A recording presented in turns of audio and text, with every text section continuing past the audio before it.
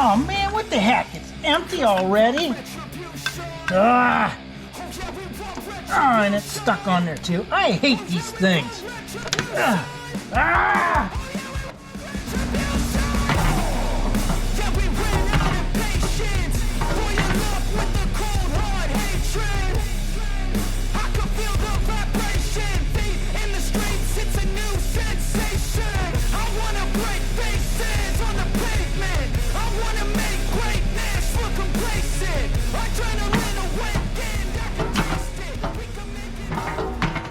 Well, there's that.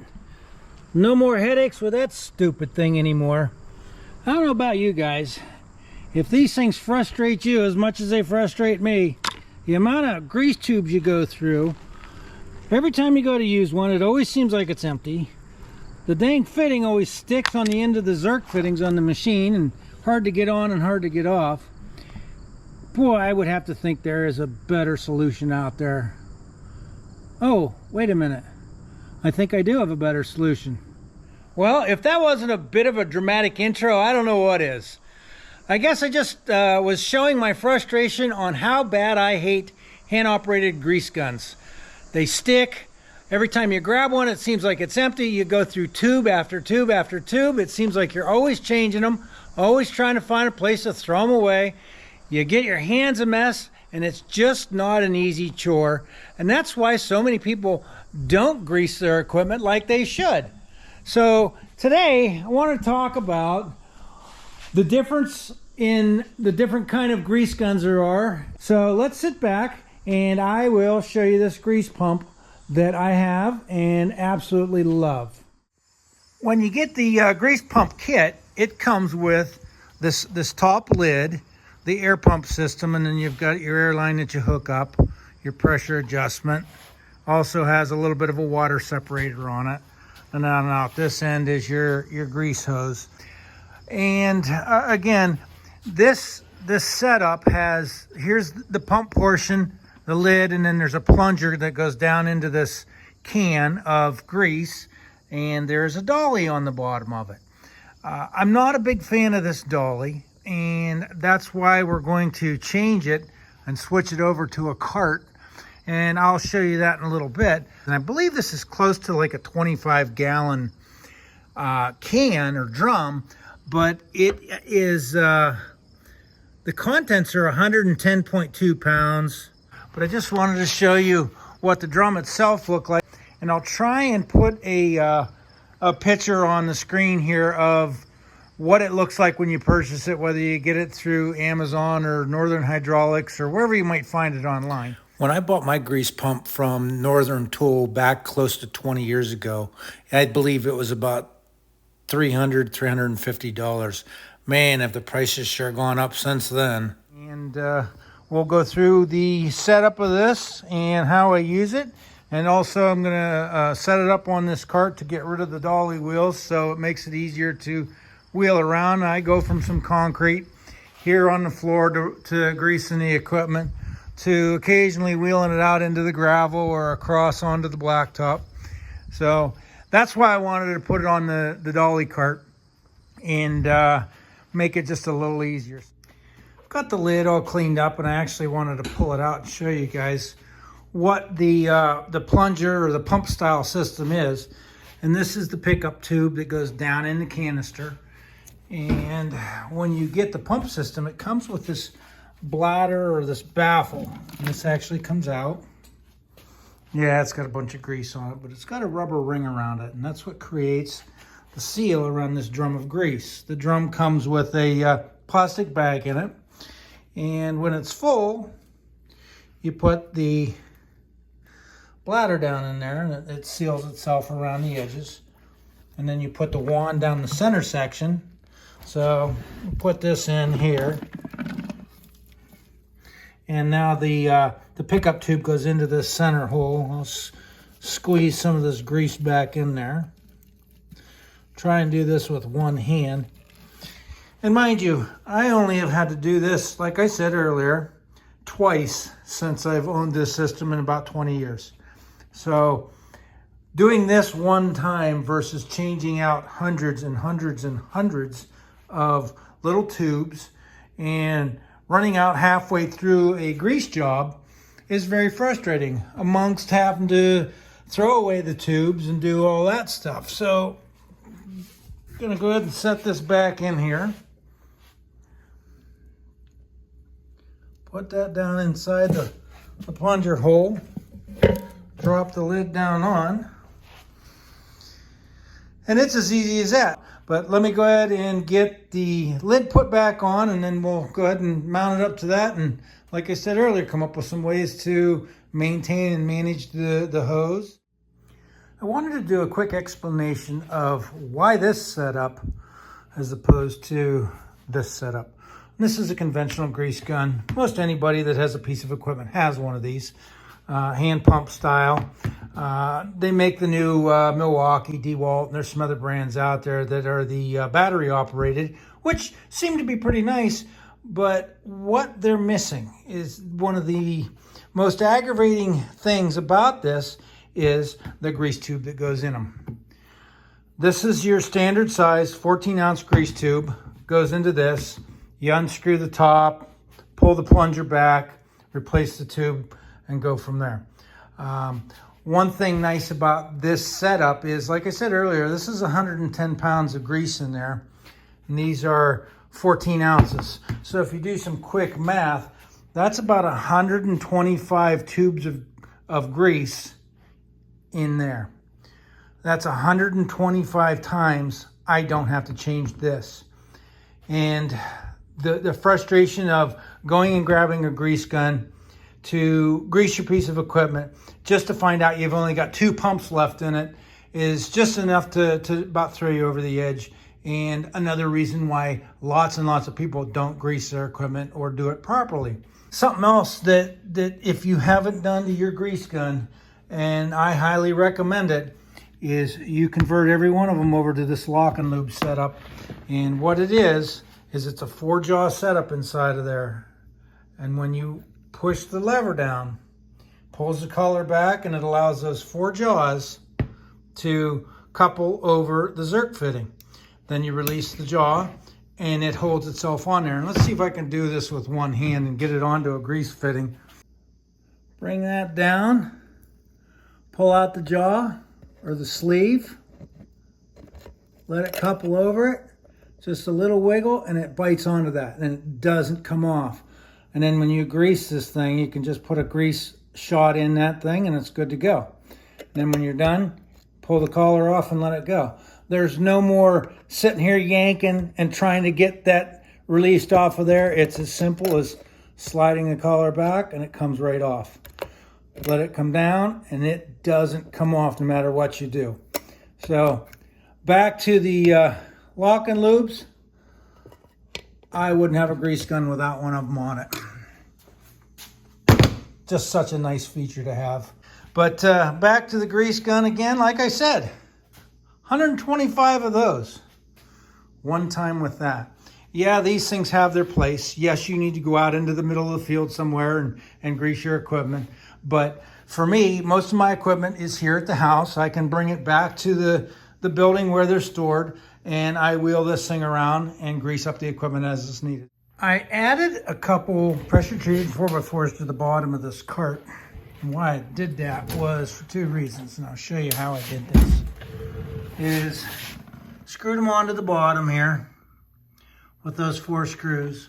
And then I just put a couple pads here with screws, some washers. And what that'll do is, so when the barrel's on there and I lean forward, it doesn't allow the cart to accidentally tip too far forward, because that barrel hangs out off about to here on those boards, which would have been about 4 inches past the lip of the front of that.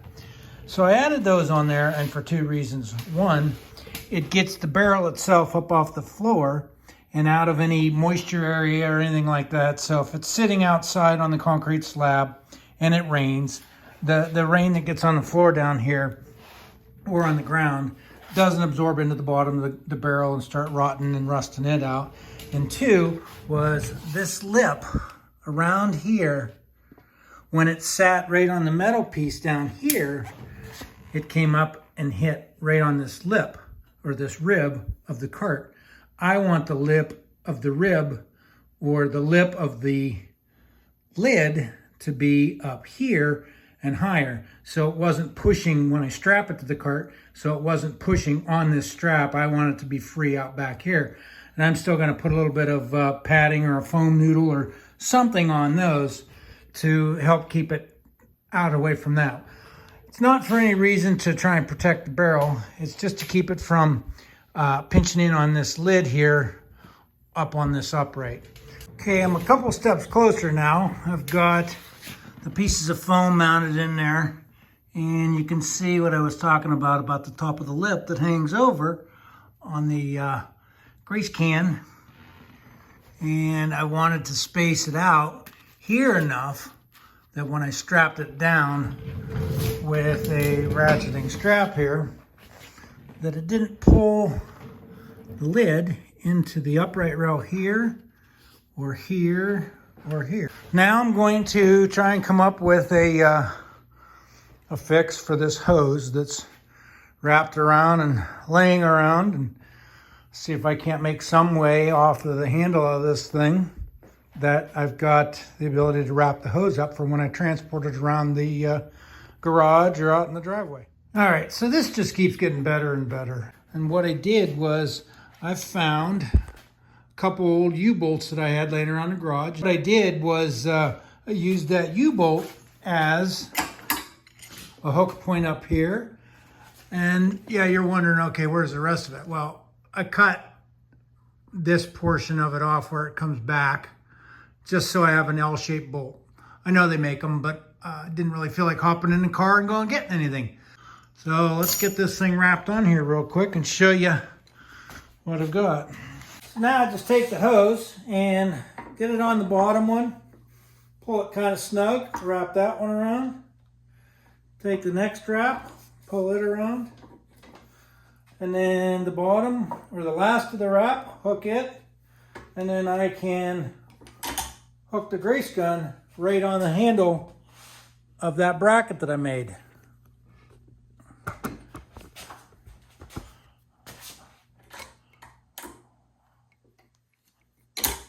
Just like that. So, but it doesn't end there. I've got a couple more ideas for this setup. I think I showed you earlier, I've got the extension flexible hose that comes off of this, and a couple other ideas I have for this. And just really make a chore of greasing equipment that much easier and that much nicer. And let's all be honest, if it's hard to do, we don't like doing it. If it's easy to do, it becomes not so much of a chore. All right, I'm back after messing around with a couple ideas, and I think I've got them to where I want them. Most of you guys that are watching this might think I'm absolutely crazy. Most of my friends just know that this is what I do. I always try and take it one step further to make things easier for myself and pass on a couple ideas. And over the years, the different things that I've learned in our manufacturing facility about setting in order and keeping things where you would need them and when you're doing a job. So what I want to do real quick is show you what I've added to this. And I've got a little grease zerk fitting that I threaded in here. Drilled a hole, it's a 90-degree fitting. And I told you earlier about the extension hose that goes on the end of this gun. And that allows me, it's a flexible hose, and that allows me to get into even harder spots or areas that I might run into trouble. So what I did was I put that grease fitting on the back of this. And I've got this lock and lube. And if you're looking at that, that is the extended length one, and that allows me to get into a couple spots in my excavator down through the side of the thumb where it's deeper. So that's one reason why I use this and one reason why I like it. But in order to not lose the thing, or when I'm not using it, I just snap it right onto this grease fitting. And that is one of the benefits to the lock and lube is I can put that on there and grab it and it'll stay right there.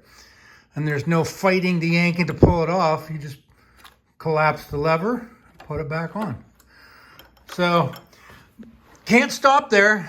One more thing that I've run across when I'm trying to grease fittings. And some of you might know what I'm talking about, but on occasion they have grease fittings that are, let's say, buried down into a pocket. And the only thing that the grease gun fits down in there, and why they bury it into a pocket, is because it protects the grease fitting from getting broken off. So I find myself on occasion looking for something sharp, a stick, a poker, something to get in there and clean that pocket out so I can get to the grease fitting. Well, I always keep a screwdriver with me with this grease gun, and it used to just sit up here and it would fall off, roll around, get lost, whatever. But anyhow, it used to just sit up here. Well, I got to thinking about it, so I put a magnet right here. You might ask, well, why didn't I just put a tube in here and just slide it down in? Well, because when you're digging grease and dirt and grime out with the end of this screwdriver, it ends up all over the end of the screwdriver. And every time you would pull it out or put it down in, that grease would end up coming and being all over the top of that tube or whatever you use to put it in there. Now when I'm done using the screwdriver to pick out the pocket hole where the Zerk fitting is, just set it on there and it's not going anywhere. And it just keeps getting better. I know when I'm out and greasing equipment, I don't like to get my hands all greasy, because then I'd have to come back in and wash them off before I could go back out, hop in the machine. And I know that you guys have all seen a lot of other people that do grease and grease machines, and they use these disposable gloves, these nitrile rubber gloves. Well, I like to use them too. That way I can take and just throw them away when I'm done greasing a piece of equipment. I don't have to come in and wash my hands. So what I did was I took a piece of coil stock, aluminum coil stock, and I bent it up into a box shape, almost like a Kleenex box type of cover. Bent that up, and that allows me now a place to store my gloves. So if I need a glove when I'm going to go out and start greasing the machine, just pull it out and I'm good to go. But there's one more little added catch. So when you're out greasing your machine and you end up having a fitting that spits a little more extra grease out than you really wanted, what are you usually looking for? Or what's one last thing when you're out greasing a piece of equipment that you might want to do? How about wipe your hands off, or wipe the piece of equipment off? So I got an old Dollar General paper towel holder, and stick it in there, and now I have paper towel on the back of my cart accessible when I'm out greasing up the equipment. And now I honestly think that I have the ultimate grease machine, grease gun if you will, and I can go out and grease a piece of equipment, and I've got everything there that I need when I'm doing it. So I guess the whole reason for doing these things is to make it simpler. Nobody likes to grease equipment and then run around with their hands all greasy and touch everything and get it on the equipment, get it on other things. So I just tried to make it a little better for myself. And like I said earlier, if a job is hard to do or you don't like to do it, then find a way to make it easier. Find a way that makes it, I don't want to say enjoyable, but makes it worth doing. And greasing your equipment is probably one of the number one things that's worth doing, and it will save you money in the long run. So hold on, and we're going to go out and grease up a couple pieces of equipment.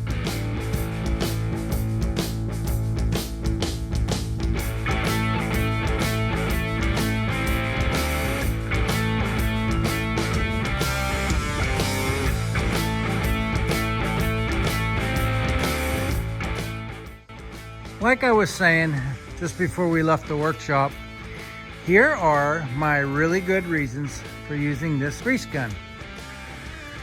On my Kubota tractor here, there's grease fittings everywhere. Just everywhere on it. The loader arms, on the axles, just about everywhere on this thing. and I counted up on the equipment. I've got 24 grease fittings on this tractor with the loader arm alone. On my mower deck, I have 48 grease fittings on this thing, and they are just riddled throughout the machine. I have 20 of them on the track loader. All the different grease points on the track loader. And then we come to the excavator. All over the arm, everywhere you go on the machine, there is a grease fitting. And there's 28 of them on this machine. I've counted up just about all the grease fittings. Oh, and one thing on the track loader, that grease fitting count of 20 on this machine did not include the dozer blade. It does not include all the other attachments that I have that are hydraulically functioning or anything like that. So I guess my point is I have a lot of grease fittings to do. I believe I counted up over 200 of them between the equipment here, the vehicles, the lawnmower, all the attachments, and everything else that I've got that requires some greasing. And this particular setup here, that's why I'm doing it with this thing instead of a grease gun. I just hated changing grease tubes out, which seemed to be every 10 minutes when I'm doing a machine. I highly suggest looking into one of these grease guns if you have the ability to bring your equipment back to a location, whether it be a service garage or your house or whatever you want to call it. That sure makes it easy. Again, this doesn't replace the hand grease gun, but it definitely makes it easier. I did want to jump back to the screwdriver thing for any of you that really might not have understood what I was talking about. So like I said, keep the screwdriver on there.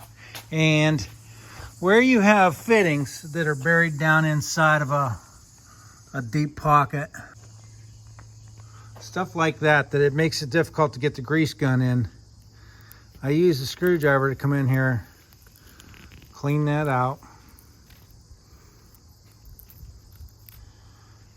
take and wipe that off with a rag, which now I have handy on the grease dolly.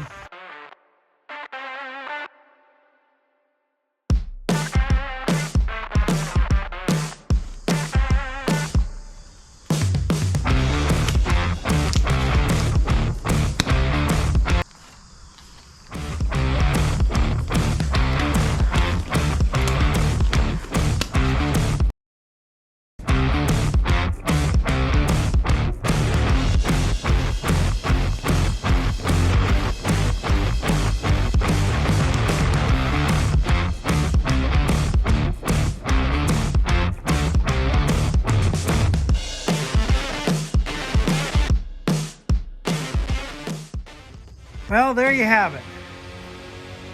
I greased all 3 pieces of equipment today, almost 90 grease fittings, and I never had to change a single grease tube once with this setup. It's just so much nicer to not have to mess with the grease tubes. Everything that I put on this cart, I actually used. I showed earlier how I used a screwdriver. I used the extension one that's on there. I used a lot of paper towels and a couple pair of gloves. Again, 90 fittings today. You couldn't have done that with a hand pump, and even if you have one of those fancy DeWalt or Milwaukee cordless ones, you still got to change those stupid cartridges that are a pain in the butt. So I think that's going to wrap it up for the day. If you like the video, give me a thumbs up. If you have any questions or comments, please add them. Also, if you would, hit the subscribe button and hit the bell icon so you get notifications every time a new video drops. Again, thanks for watching, thanks for your support, and we'll see you again soon.